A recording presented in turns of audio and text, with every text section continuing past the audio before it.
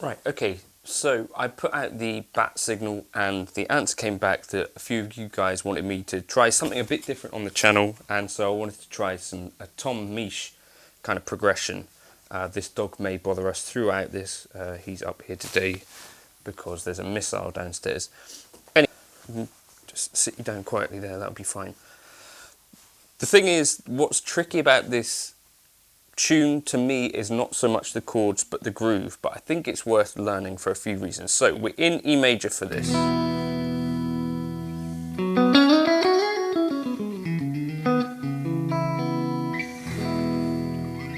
And we start off with this kind of groove, so we start with this chord, which to me I'm seeing as an E major 9, but with the 9 in the bass. So we've got here an E, an F sharp, sorry, then a B, an E and a G sharp. So fret 4 on the D string, fret 4 on the G string, fret 5 on the B string, and fret 4 on the E string. And what's important is we're playing with our right hand, I think, for doing this sort of thing. I don't know whether he's holding his pick here or not, or whether he tends to do. But you hear what's happening is there we're going kind of doing the little slap thing. So we come from here, we play an E, just like staccato, and then we play this like F sharp minor 9. So we've got an E here on the 2nd fret on the D string, an A on the 2nd fret on the G string, and then here we've got a C sharp on the B string, 2nd fret, and we're kind of doing a bar across here and then hammering on the G sharp in the top on the 4th fret. So you get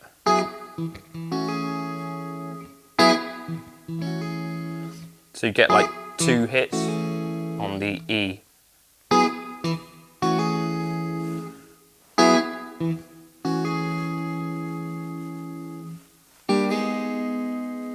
And then we're sliding up like an E major 7. So we're sliding up from the fret below. We end up on the 6th fret on the D string with a G sharp, a B on the G string on the 4th fret, the 7th there, which is on the 4th fret, a D sharp and G sharp at the top, and as I say, you slide from beneath the fret below. So I think you get 1.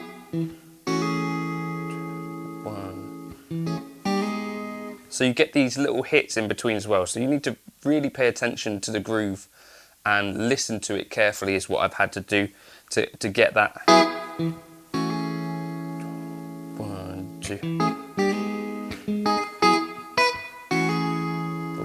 1, and then it repeats. So just listen to where the chord hits are. 4, 1, 2. So this is the first bit again.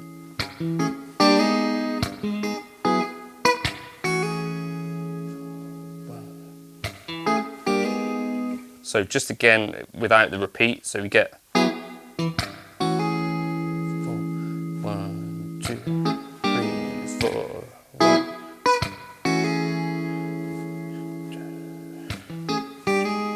I don't think he actually does any slap stuff, so that beat there is just for you so you can hear where the beat is, but if I just count without playing that, so we get 3, 4, 1, 2, 4.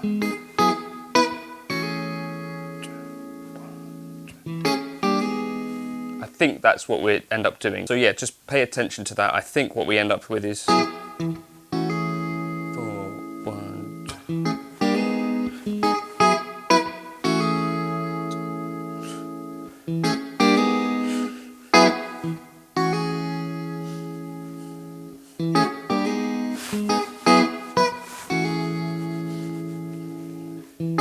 And then we come to here, and then kind of what I'm thinking of as like a C sharp, but I think in the bass player is actually playing the F, and you've got this kind of shape at the top. So we're sliding up from the bottom again, but what we end up with is an F on the 3rd fret on the D string, a B on the 4th fret on the G string, an E on the 5th fret on the B string, and an A in the top on the E string on the 5th fret. So the last bar you get that kind of thing. And you get like a little slap interplay. So before the end of some of these bars you're getting this kind of thing. So you're kind of rolling between your thumb and fingers, and that's what really makes this a bit of a tricky kind of riff to play and remember. And you get like a ghost note in between there as well, so you get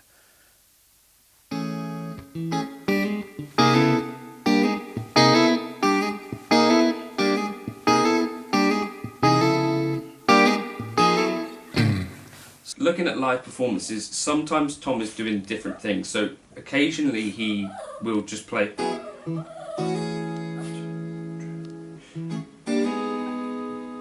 Sometimes he's doing that slide, sometimes he's just going.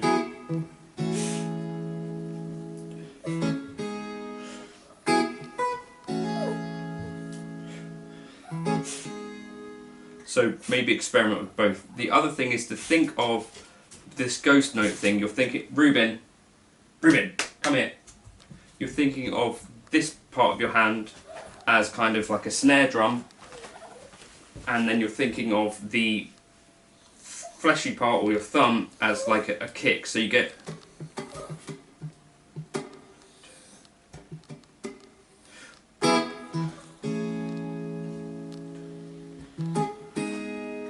really hard with the dog.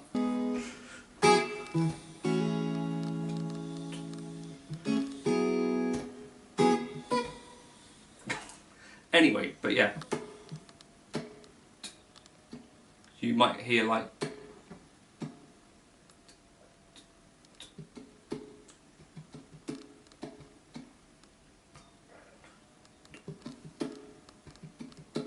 just think about it in that way with the right hand, I think. Just quickly.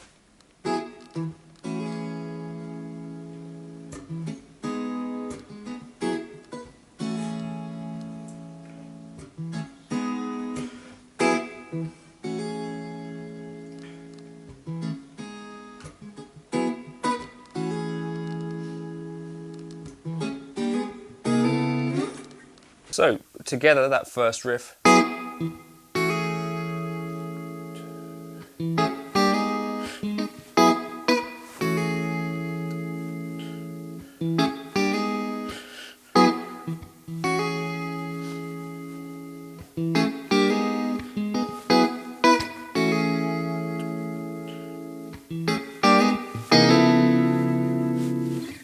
Okay, so maybe sort of play that nice and slow and kind of concentrate. I was watching some live videos and just checking back and forth what he does. I think that's pretty much it.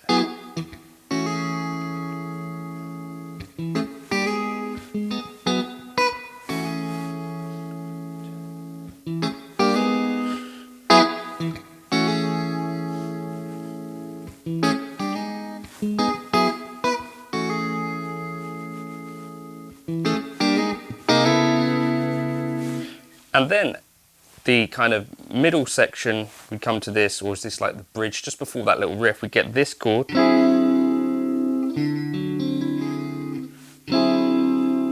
which is like a D on the 5th fret on the D string, then a C, F sharp here on the 4th fret on the D string, C here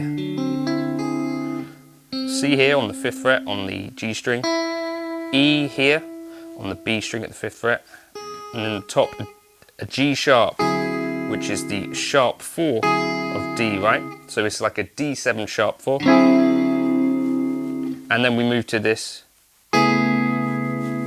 which is one of my favourite chords. So we get a, but he's playing that over an F sharp in the bass. This is like an A major 7 add 9, because you've got a C sharp, an A, then the B, an E, and then the top a G sharp. So 4th fret on the A string, 7th fret on the D string, 4th fret on the G string, 5th fret on the B string, and then a G sharp in the top, 4th fret on the E string. And then we get the sus chord, so from A flat, so A flat or G sharp on the 4th fret, and then skip the A string on the D string, 4th fret as well, the F sharp. Then we're playing a sharp in this context, 3rd fret on the G string, C sharp on the B string, and then an F sharp in the top. And we just move that shape up 2 frets to get, so you get,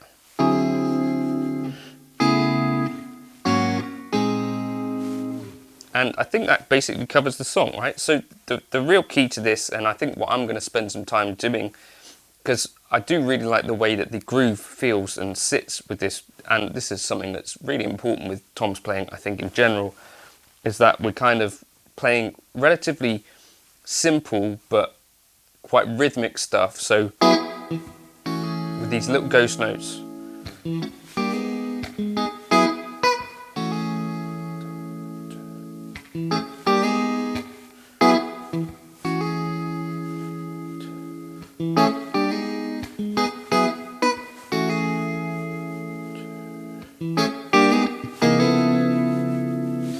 so give that a try. I'm going to tab that out for you. I'll put together a backing track, but that's just some stuff that I thought was worth sharing. I talk about chords on a Friday often, and that's some really cool chords that are kind of happening separate to a bass line, but that kind of groove really nicely.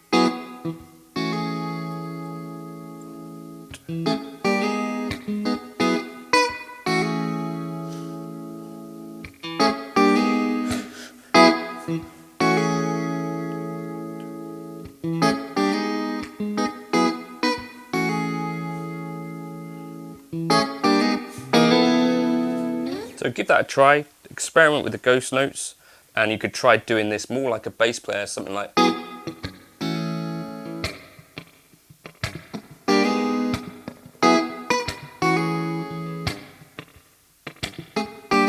Increasing the ghost notes if you wanted to. This might be kind of a fun thing to do more of as you get used to it. Sort of think more like the ghost notes of a snare with a drummer.